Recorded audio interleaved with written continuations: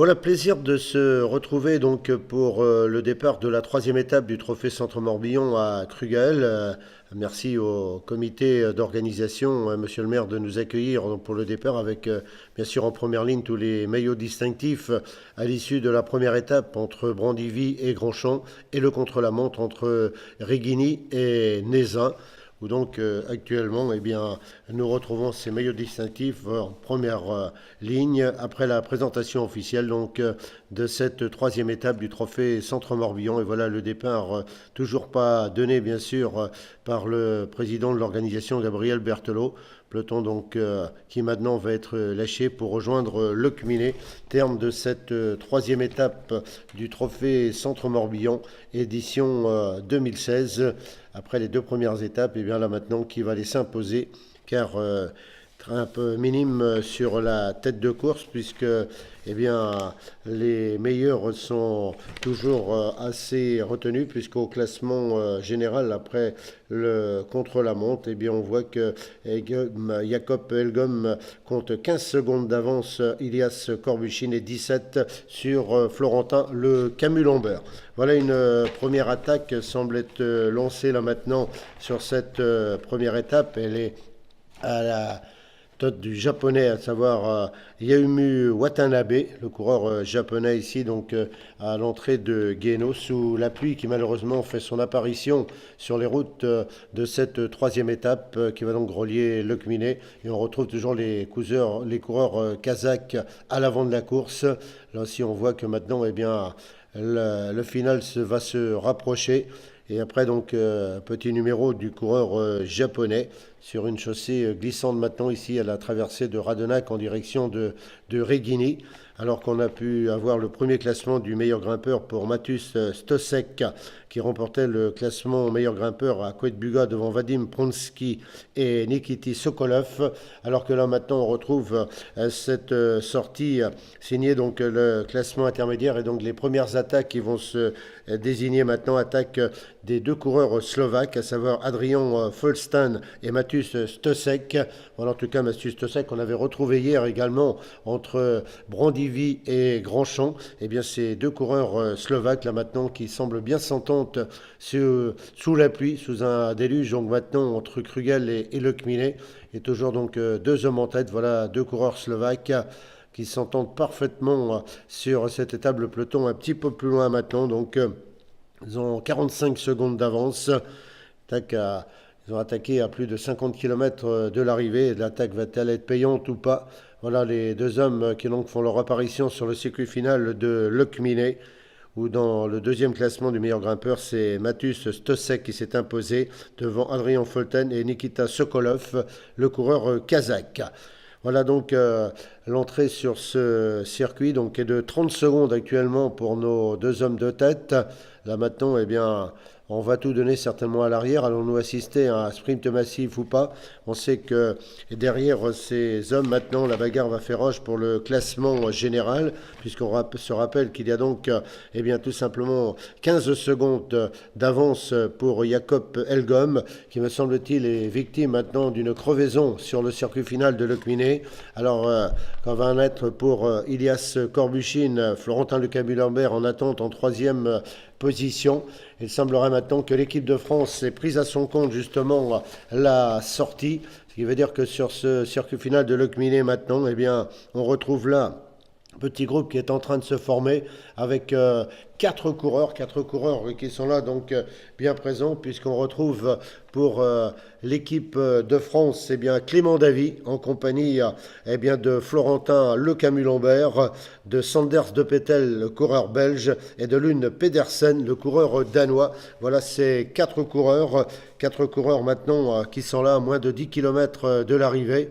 Et toujours les Français, Clément Davy qui fait un gros travail bien sûr pour emmener Florentin Le Camus-Lambert. On sait qu'il a 17 secondes de retard sur aller chercher le maillot jaune et remporter ce trophée Centre-Morbihan 2016. Voilà Clément Davy qui emmène toujours avec dans la roue Florentin Le Camus-Lambert, le coureur belge Sanders De Pestel en troisième position et le Danois Lune Pedersen en quatrième position. Voilà le peloton un petit peu plus loin maintenant, le peloton qui tente de réagir. On sait que donc tout à l'heure, Jacob Elgom a été victime de malchance.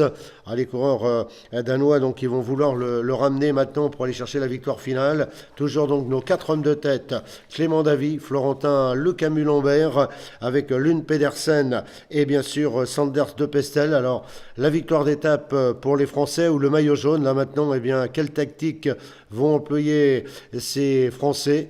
En tout cas, toujours maintenant devant la pluie qui a cessé maintenant sur ce circuit final, et c'est tant mieux pour le public, pour les organisateurs et pour ces coureurs. Voilà en tout cas, eh bien, le dénouement et l'arrivée au sprint maintenant pour les 4 hommes. Les 4 hommes, donc Clément Davy qui a fait un gros travail, et la victoire qui va donc revenir à Lune Pedersen, le coureur danois, qui donc s'impose sur cette 3e étape. Voilà donc un beau final, et donc le peloton un petit peu plus loin, on sait que l'écart était donc de 17 secondes pour Florentin Le Camus-Lambert, et donc l'écart sur la ligne va être de 35 secondes, et là donc la victoire qui va donc revenir aux coureurs français. Voilà, donc on va avoir l'arrivée du peloton maintenant, et donc là aussi pour le sprint pour la 5e place, mais qui ne changera rien. Florentin Le Camus-Lambert, le Français, va donc s'imposer sur ce trophée Centre-Morbihan 2016 pour la Coupe des Nations. Voilà, et on accueille le vainqueur de l'étape, 3e étape ici à Lopminé, Rasmus Pedersen, vainqueur de l'étape. On le rappelle, donc il vient de remporter une étape à la course de la paix, 3e des championnats du monde. Il est félicité par monsieur Grégoire Super, maire de Lopminé, félicité par les majestés de Plohermel, et il reçoit le bouquet et tous les bravos du public de Lopminé, le vainqueur de l'étape, Rasmus Pedersen. Dans quelques instants, les applaudissements pour le vainqueur de cette 23e édition.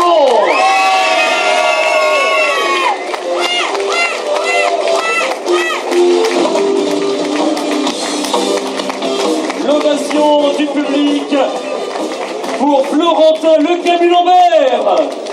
Le maillot jaune endossé donc des mains de M. Christophe Leçon, en compagnie de Mickaël Mahodon. On voit le bouquet, le trophée du vainqueur, et on va enchaîner avec les applaudissements et l'hymne, la Marseillaise, en l'honneur du champion de l'équipe de France.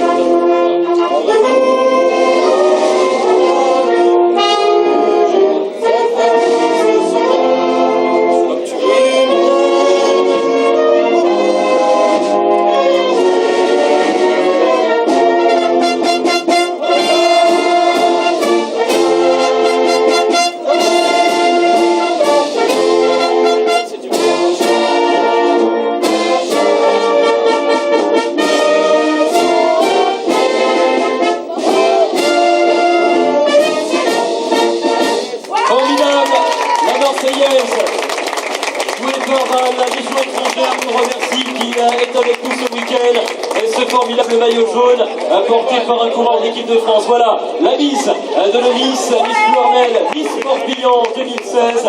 Il était donc vainqueur de l'étape de Grand-Champ, il était 4e ce matin. Il réalise lui aussi une très belle performance sur ce trophée Centre-Morbihan. On applaudit une nouvelle fois le champion danois Jacob Elgom. Maillot blanc à poids rouge, et quelle belle 3e étape de la part du coureur slovaque. Il est rentré en tête sur le circuit final aujourd'hui à Lopminé. Il est grand par la taille, grand par le talent. Il s'appelle Matej Stoček pour la Slovaquie. Merci de l'applaudir. De blanc, le champion venu de Belgique. Et une nouvelle fois tous les applaudissements pour Jens Reinders. Fleuri par les Miss Plohermel. Il était dans les 5 premiers au Tour du Limbourg. Il était 26e du trophée Centre-Morbihan l'an dernier. Cette année, il repartira au long du week-end. Ils ont crevé l'écran. Ils ont été les grands animateurs de cette édition 2016. On applaudit la sélection du Danemark. Et parmi tous ces coureurs, vous allez reconnaître le visage qui avait remporté l'édition 2015. c'est Anton Charming qui est le troisième, donc je crois ici en partant de la gauche, il est au centre, Anton Charming.